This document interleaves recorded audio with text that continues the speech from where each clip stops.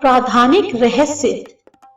सप्तशती के इन तीनों रहस्यों के नारायण ऋषि, अनुष्टुप छंद तथा महाकाली, महालक्ष्मी एवं महासरस्वती देवता हैं। शास्त्रोक्त फल की प्राप्ति के लिए जप में इनका विनियोग होता है। राजा बोले, भगवान, आपने चंडिका के अवतारों की कथा मुझसे कही। ब्राह्मण, अब इन अवतारों की प्रधान प्रकृति का निरूपण कीजिए। द्विजश्रेष्ठ, मैं आपके चरणों में पड़ा हूँ। मुझे देवी के जिस स्वरूप की और जिस विधि से आराधना करनी है, वह सब यथार्थ रूप से बतलाइए। ऋषि कहते हैं, राजन, यह रहस्य परम गोपनीय है।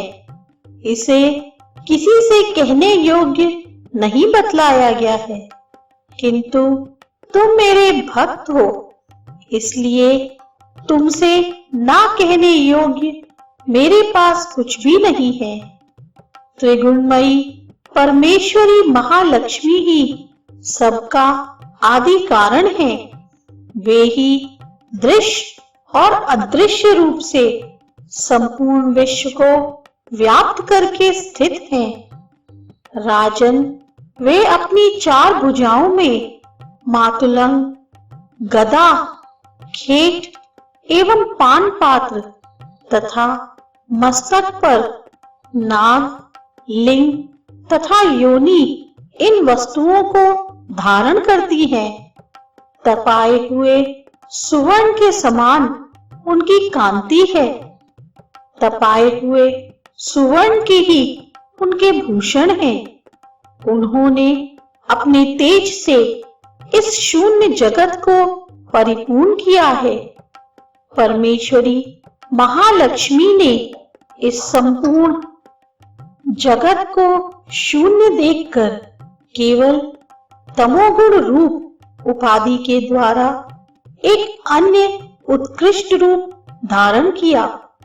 वह रूप एक नारी के रूप में प्रकट हुआ, जिसके शरीर की कांति निखरे हुए काजल की भांति काले रंग की थी।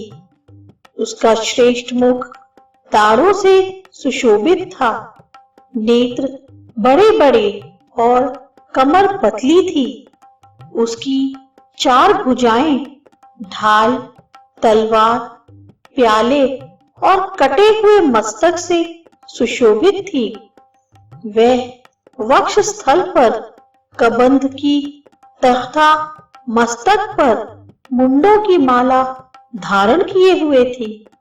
इस प्रकार प्रकट हुई स्त्रियों में श्रेष्ठ तामसी देवी ने महालक्ष्मी से कहा, माताजी, आपको नमस्कार है। मुझे मेरा नाम और कर्म बताइए। तब महालक्ष्मी ने स्त्रियों में श्रेष्ठ उस तामसी देवी से कहा, मैं तुम्हें नाम प्रदान करती हूँ और तुम्हारे जो जो कर्म हैं उनको भी बतलाती हूँ। महामाया, महाकाली, महामारी, क्षुधा, तृष्णा, निद्रा, तृष्णा, एक वीरा, कालरात्रि तथा दुरत्या, ये तुम्हारे नाम हैं जो कर्मों के द्वारा लोक में चरितार्थ होंगे। इन नामों के द्वारा तुम्हारे कर्मों को जानकर जो उनका पाठन करता है वह सुख भोगता है। राजन, महाकाली से यूं कहकर महालक्ष्मी ने अत्यंत शुद्ध सत्व गुण के द्वारा दूसरा रूप धारण किया, जो चंद्रमा के समान गौरवर्ण था।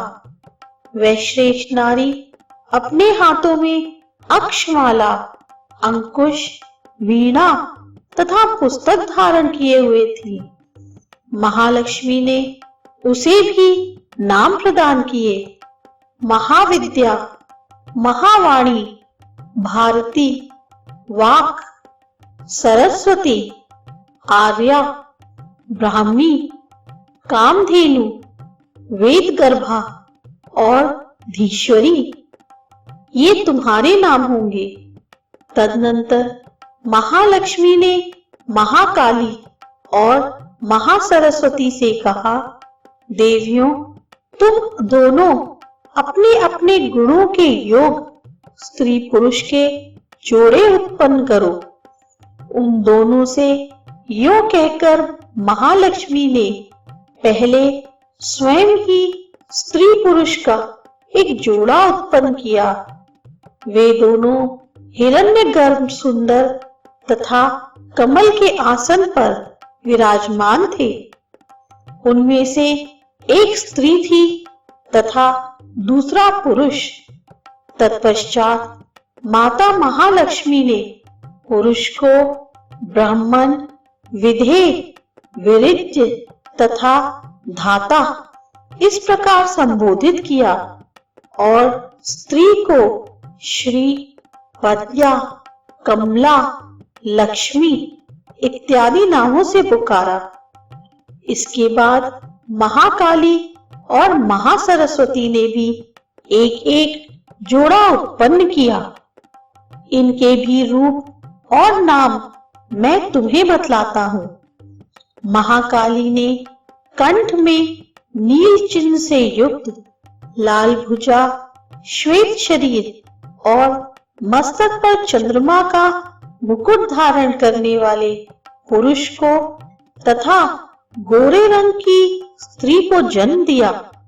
वह पुरुष रुद्र, शंकर, स्थाणु, कपर्दी और त्रिलोचन के नाम से प्रसिद्ध हुआ तथा स्त्री के त्रय, विद्या, कामधेनु, भाषा, अक्षरा और स्वरा ये नाम हुए। राजन, महासरस्वती ने गोरे रंग की स्त्री और श्याम रंग के पुरुष को प्रकट किया। उन दोनों के नाम भी मैं तुम्हें बतलाता हूँ। उनमें पुरुष के नाम विष्णु, कृष्ण, ऋषिकेश, वासुदेव और जनार्दन हुए तथा स्त्री उमा, गौरी, सती, चंडी, सुंदरी, सुभगा और शिवा इन नामों से प्रसिद्ध हुई।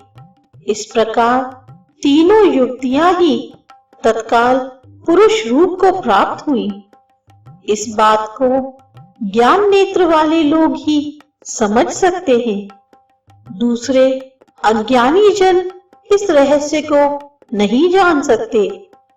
राजन, महालक्ष्मी ने त्रैविद्या रूपा सरस्वती को ब्रह्मा के लिए पत्नी रूप में समर्पित किया। रुद्र को वरदायिनी गौरी तथा भगवान वासुदेव को लक्ष्मी दे दी। इस प्रकार सरस्वती के साथ संयुक्त होकर ब्रह्मा जी ने ब्रह्मांड को उत्पन्न किया और परम पराक्रमी भगवान रुद्र ने गौरी के साथ मिलकर उसका भेदन किया। राजन, उस ब्रह्मांड में प्रधान आदि कार्य समूह पंच महाभूतात्मक समस्त स्थावर जगम रूप जगत की उत्पत्ति हुई। फिर लक्ष्मी के साथ भगवान विष्णु ने उस जगत का पालन पोषण किया और प्रलय काल में गौरी के साथ महेश्वर ने उस संपूर्ण जगत का संहार किया। महाराज, महालक्ष्मी ही सर्व सत्यमयी तथा सब तत्वों की अधीश्वरी हैं। वे ही निराकार और सकार रूप में रहकर नाना प्रकार के नाम धारण करती हैं। सगुणवाचक सत्य, ज्ञान, चित्त, महामाया आदि नामांतरों से इन महालक्ष्मी का निरूपण करना चाहिए।